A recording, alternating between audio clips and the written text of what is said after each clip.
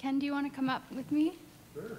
I'll tell you why, because you have such a beautiful name, and I'm really worried that I'm going to butcher it. You said it perfectly well the first time, right? Which is rare, don't worry about it. My name's Ken. This is Ken. And how do we pronounce your last name? Lyotier. Lyotier. It's beautiful. Ken has successfully launched social justice projects in Vancouver's inner city for more than 30 years. Tonight, Ken is going to tell us his stories of organizing the Binners movement and the United We Can Recycling project. Thank you. Thank you. It's great to be here. Wonderful to see you. Welcome. And I'm going to try not to waste your time, but if I do, just bear with me because there's better coming, eh? So, oh, you never know, right? I live in hope, but I'm also arrogant enough to think that I have something to say. So I'm going to try and figure out how to do it here. And I'm probably going to need the help of Craig, because now all of a sudden I've got nervous, eh? Anyway, while Anne was speaking there, at the beginning of her talk, she mentioned how during the war they had rationing. You know, I was born in 1947, and on my birth certificate they had a message about how you could get coupons for milk. So milk was still rationed in British Columbia in 1947, which is kind of interesting, eh? So there's that sort of overlap of things. But back then, people still darned their socks and did weird kind of frugal things too, especially poor people. But we never locked our doors. I grew up on the North Shore, and I don't think anybody ever thought about locking doors because nobody had anything worth taking. And I think we sort of thought if somebody really needed to take what we had, they probably needed it more than we did. So there was a different sort of spirit in the land just after the war, and I think a kind of a challenge to make for a better world. At the same time, we also had the threat of a nuclear arsenal that was building around us. So everybody lived in this fear of, oh my God, the world is going to go to hell in a handbasket with just being blown up. We still have that one too today.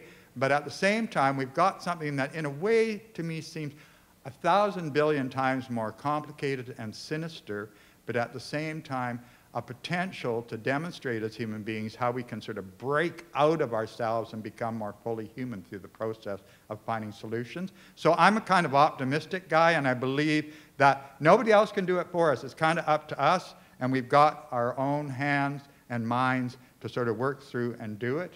And so I live in hope too. It isn't just sort of like a commodity that's exclusive to youth. I think we all can have that, you know, and youth isn't just an age in life, you know, it's a kind of state of mind as well, you know, and I'm relying on the youth in us and among us to sort of find solutions to our problems, and I really believe we can get there. Not without messiness. There's going to be lots of messiness. This first slide I've used before, and it kind of shows where we are on this planet, you know.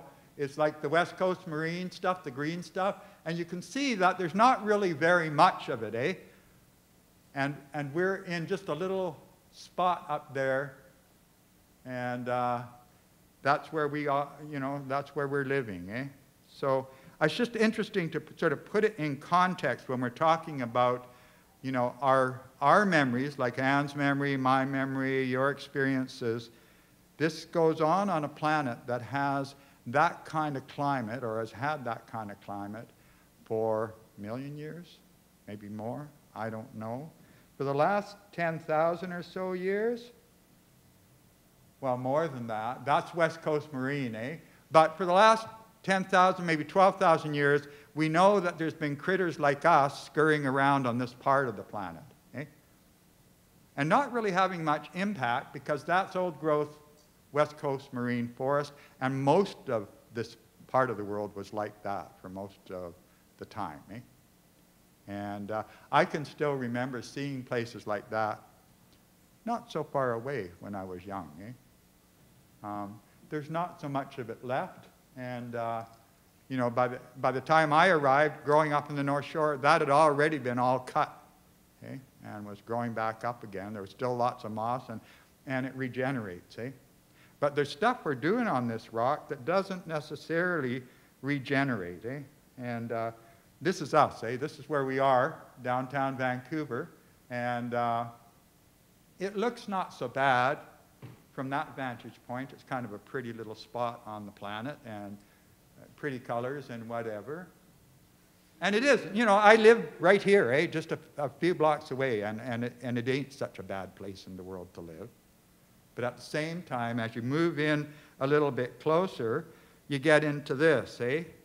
That's one of our landfills. We produce it. 750 million tons, no, kilograms of it. I don't want to exaggerate, but it's enough, eh? A lot of garbage. A lot of garbage. And I'm an offender, eh? I consume it. And Joan Sawicki, you mentioned her. Joan used to say there's no such thing as a way when it comes to garbage. You can't throw it away, eh?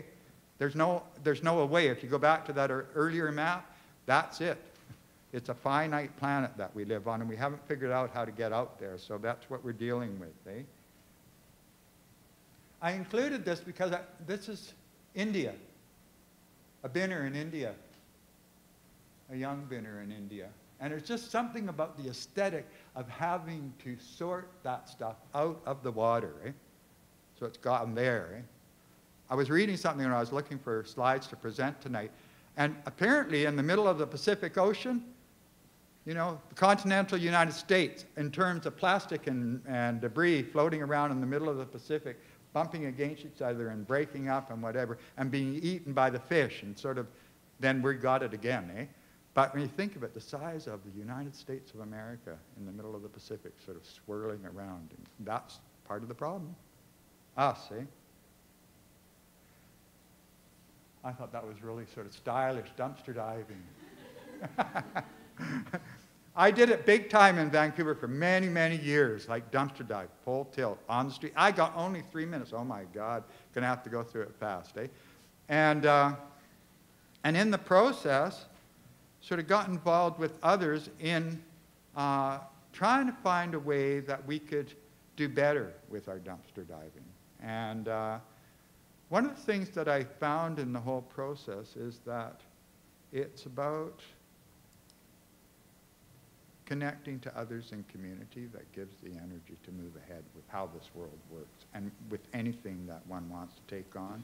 And I oftentimes get credited, like I was tonight, with sort of founding United We Can or building this organization, and it sounds like it was like, you know, one guy sort of single-handedly wrote everything together. The reality is it was like thousands, and it is thousands of people that are working very hard at the street level to do recycling, and not really doing it like this gal is doing it, but at the same time it's a way, right?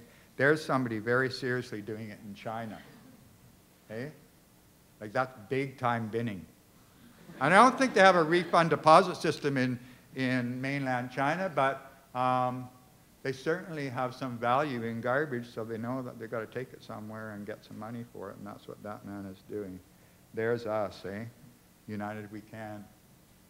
We got a little bit of cash to do United We Can at the beginning, right? And we started by a one-day bottle depot in Victory Square, which isn't very far from here. We stuck little posters around all the dumpsters in downtown Vancouver, and I should say that in those days, binners weren't evident in downtown Vancouver. It was something that you did discreetly after midnight, sort of in the dark, because it was something shameful about digging in other people's garbage.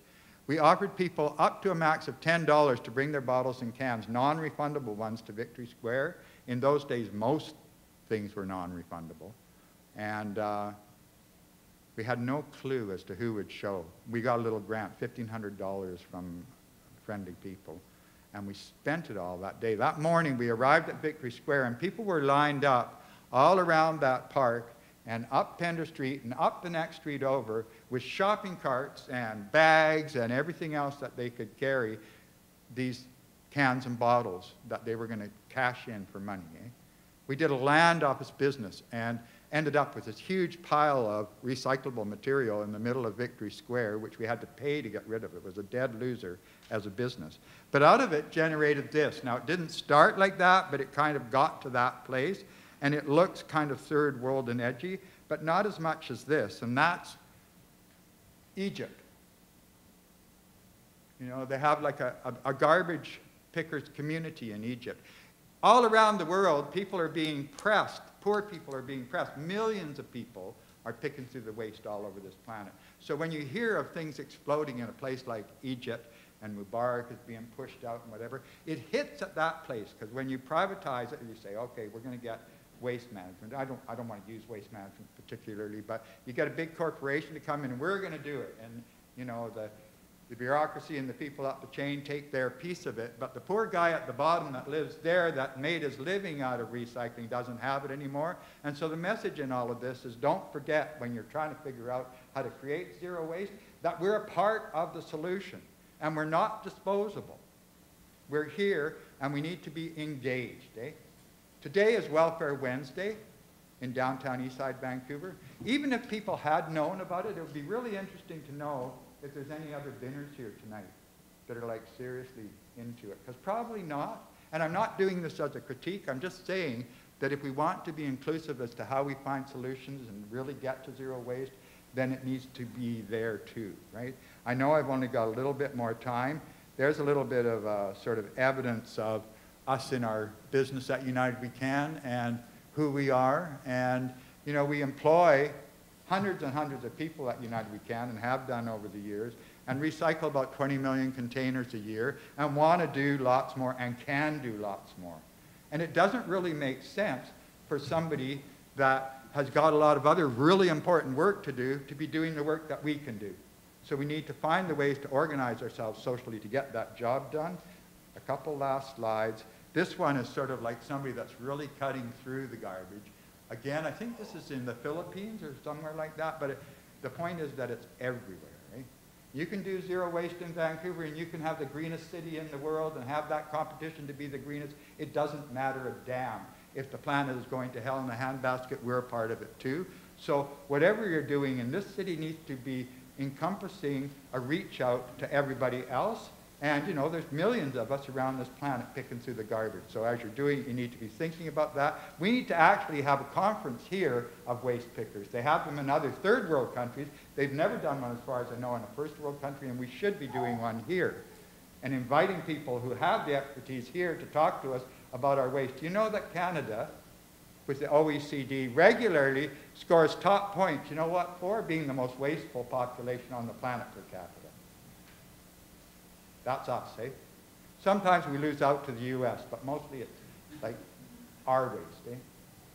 So we need to think about that when we're aiming towards it. And it's a good, worthy goal, and you have to get there, but at the same time, that's where we are at. And I think that if I have a lesson that I've learned out of this, there's no point in starting where you think you're supposed to be in this business.